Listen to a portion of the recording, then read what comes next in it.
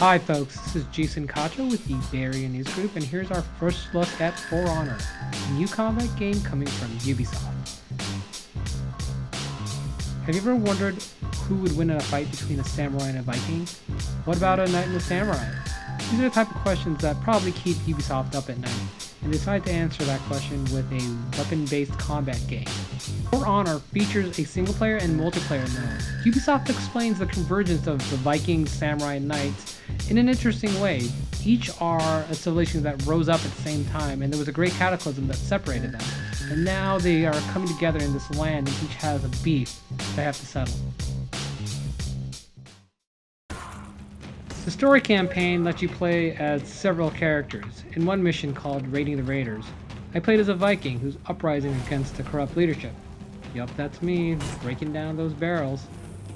That's also part of the mission design. Sometimes you collect items, other times you just beat people down like that. Oh hey, look at that, I'm setting things on fire. Might have been merciful. The campaign isn't just a single player version of the multiplayer mode, thank goodness. There are actually bosses, like this one against Ragnar. And there are set pieces, like this chase through the woods. Despite the intricacies, the single player still looks like it's a way for players to get prepped for the multiplayer mode. In this mission, called Sabotage, I played as an assassin class for the Knights. Assassins are quick and agile compared to other characters. She relies mostly on dodging, but she can block an attack, though it's more difficult for her. Because she is an assassin, she has low health, and that means she can't take a punch. Yeah, that's gonna hurt in the morning. Thankfully, there's a revenge mechanic that's available to all characters. It replenishes a hero's health and gives them a power boost. It builds up over time from taking damage. One of the saving graces for the assassin is that they are especially good when dueling another character. The speed gives them an advantage, and lets them form a quick dodge and attack. And let's go see the assassin finish the job in this sabotage mission.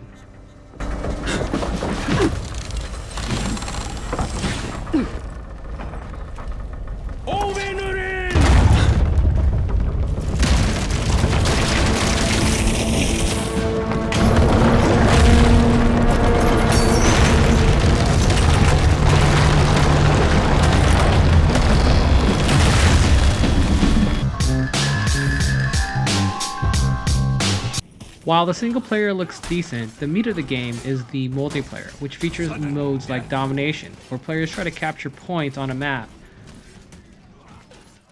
The first team to capture and win 1,000 points gets an edge, but they need to finish off the match by eliminating the other team. Once a team reaches 1,000 points, it shuts off the respawn for the opposing team.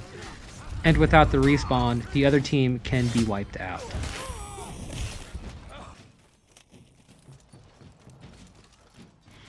I'm capturing the point here.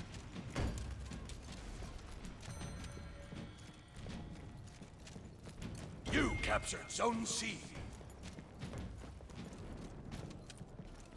Sudden death. The battling armies and the seesaw nature of the match makes this For Honor multiplayer mode feel like a MOBA at times.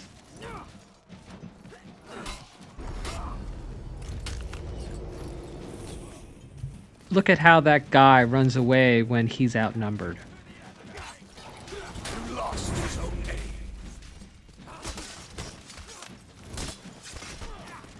This is the moment of truth.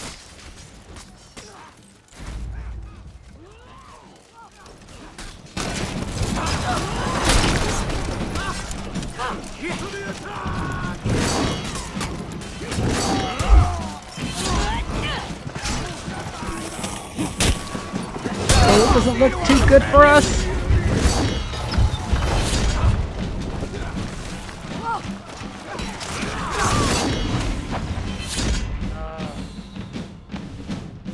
One guy left. It's all on you, Victor. If you can revive one of your team. And we lost. Another mode is elimination, and it's a lot like Counter-Strike. teams of 4 face off against each other. And they have to wipe out the other side. Once someone is felled, they're down. They can be revived by their allies, but once they're killed permanently, they're out for the count, and the one team has to wipe the other out. Matches can get tense, especially when there's a gang up, a 2-on-1 or a 3-on-1. That's where an excellent player proves themselves. It also shows off For Honor's unusual combat system. The battle system relies on players moving around with the left analog stick and using the right analog stick to both attack and defend. Players have to block in the same direction as their opponent's attacking, and they have to move around to create an opening for their own attack. This is a game that will have a steep learning curve, but those who master it will find it deeply, deeply satisfying.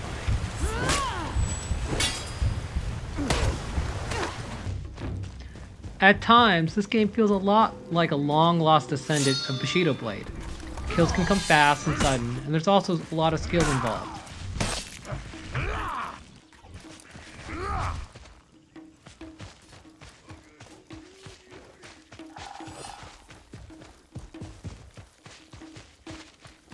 In addition, there's heavy customization in For Honor. Players can customize their warriors with different special abilities to suit the map or the team. They can also change out their gear, which will have an effect on their stats and their looks as well.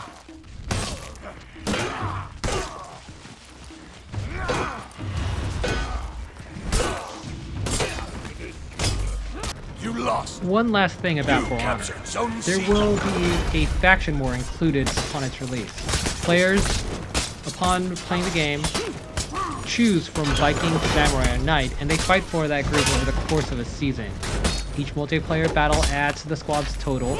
At the end of a 10-week season, players can get rewards from their faction.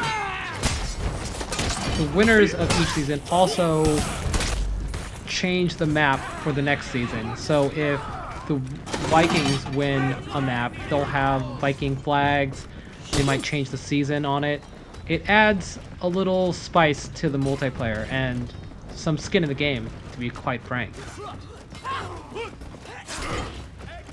For Honor looks like a risky project for Ubisoft, but this is a publisher and studio that's known for going out on a limb and being experimental. It has a lot of combination of ideas, and if Ubisoft Montreal can pull this off, it'll be one of the more compelling games coming out of the pipeline in 2017. For Honor has a beta coming in January and a worldwide release date February 14th. It will be released on the PC, Xbox One, and PS4. Thanks for watching, and don't forget to subscribe.